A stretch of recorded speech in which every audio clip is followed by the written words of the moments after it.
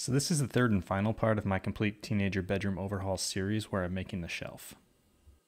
Links to the first two parts will appear in the upper right hand corner. So I started these shelves while recovering from COVID and the brain fog was definitely real. I should not have been woodworking. So on the first day I was using the Festool router guide to cut some dados using the track saw track and I forgot to fully lock it down and then this happened. So luckily the router bit went through the aluminum track like it was butter and it didn't ruin the bit at all, but it did screw up the $150 track, so that was money well wasted. Oh, but it gets better. I decided to use the table saw, so I put it in the dado stack and I didn't check the gap before I turned it on and immediately triggered the dado brake. Luckily, since the saw wasn't really spinning yet, the blades were fine, but the $130 whatever it is brake was ruined. So after a little more recovery time, I got back onto it. Since I was waiting for the new dado saw brake to come for the saw stop, I decided to just proceed using the router, and then I proceeded on with making the shelves the way I usually do, which is to gang cut them so the sides line up perfectly. So to make sure the dados for the narrower sections on the top and bottom part of the shelf lined up, what I did was I held the two pieces together, cut one dado, then the middle shelf gets flipped over, attached to the top shelf, and the dados cut on the other side. That way they would vertically line up. So this is kind of a compressed video, so I'll tell you what I'm working with here. This is beech veneered plywood. Also, there will be some beech hardwood. This is all leftovers of what I had ordered for the original closet and desk build.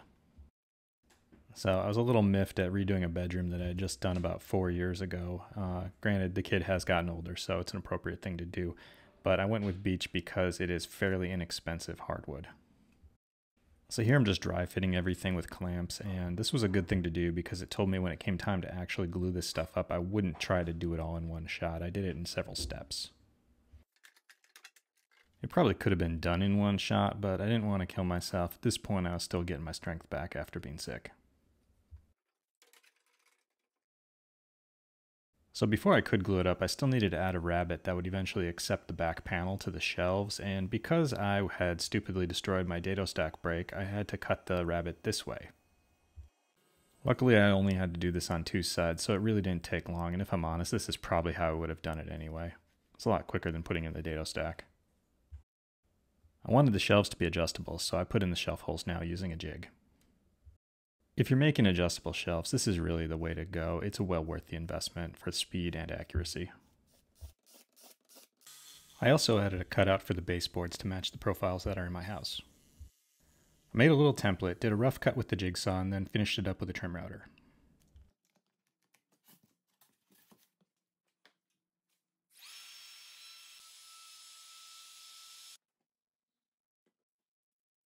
I did do some sanding on these panels before I started assembling it, but I didn't film it because sanding is boring. For my glue up, I started by attaching the vertical divider pieces to the top, middle, and bottom panels. I did use the side pieces to keep things square, but I didn't glue those on until these were fully dry. Once they were dry, I glued the side pieces on, but I did them one at a time. Aside from the reason I mentioned earlier, I went slow on this glue up because I wanted to make sure everything stayed square. Once the shelf was in one piece, I trimmed off that top edge. This is only here because of my earlier screw up with the router when it slipped on the track. Next, I cut some thin strips of solid beech to cover up the raw plywood edges. These pieces got glued on and trimmed about as fast as the number of clamps I had would allow. The width of the hardwood strips is just a little bit more than the thickness of the plywood. I kept it really close so I could just get it flush with the final sanding and not have to use a trim router.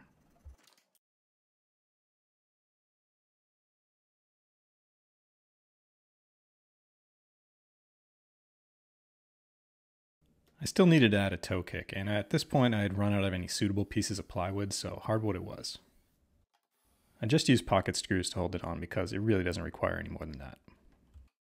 Now this is kind of a high toe kick at about 4.5 inches, but I did it that way for two reasons.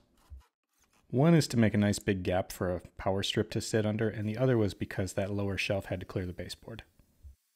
Anyway, at this point I'm making the top panel, and the top panel is just two pieces of hardwood glued together, sanded, cut to size, and then a 15-degree bevel added to it. To do this safely on the table saw, I would have had to make a higher fence. I didn't feel like doing that, so I used the router. Besides, I have a 15-degree bit. Of course, I did still have to throw together a little jig to support the router, but I just made it out of some scrap wood with screws.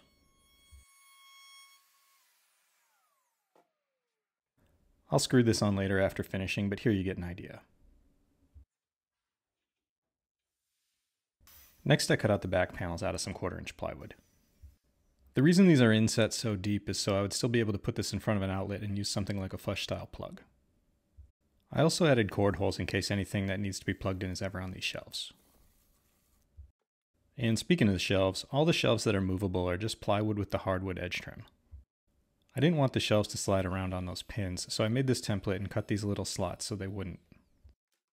As long as the template's always grounded to the back edge of the shelf, all you have to do is flip it over for the other side.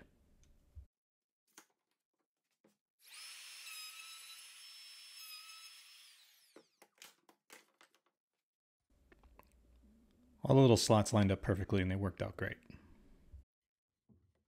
At this point, it was time to do all the boring finish sanding. So I made 2 other shelves to match everything, and I thought I'd include that in this video. We got these brackets at IKEA, and they're made to hold a 1-inch thick panel. Now I didn't have any stock left that was 1 inch thick, and besides, these are really made for hollow core shelves. So I made some hollow core shelves. I resawed one of the beech boards I had into about 3/16 inch thick panels. Those panels went through the drum sander until they were about 1/8 of an inch thick. 2 of these thin and now sanded slices of beech, added to a little piece of 3/4 inch plywood, ended up the exact same thickness as what the brackets were made for.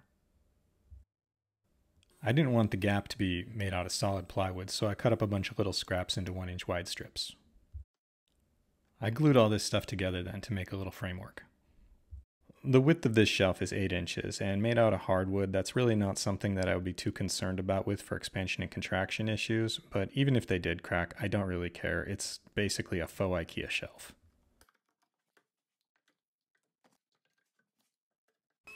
I trued up the front edge using the joiner so I'd have a nice flat surface for gluing on a strip of hardwood. I cut those strips out of some more of the 1/8 inch thick stuff that I'd sanded up earlier and glued them on.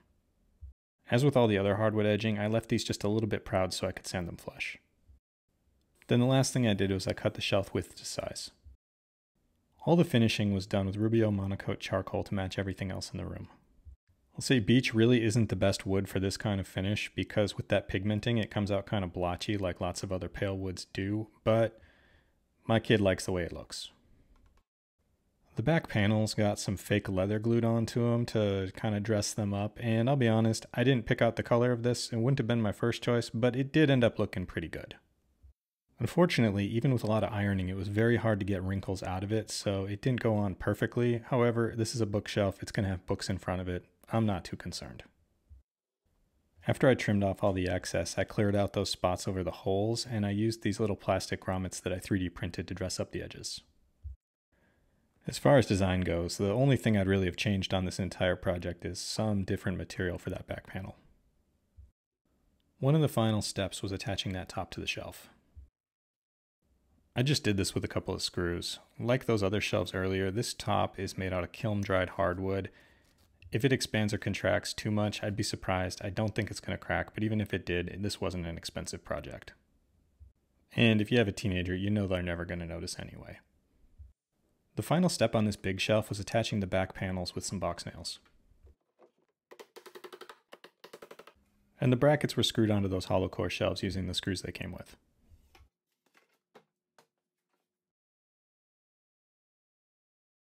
Completing these shelves wrapped up something I started about 4 months ago that also involved completely repainting the room.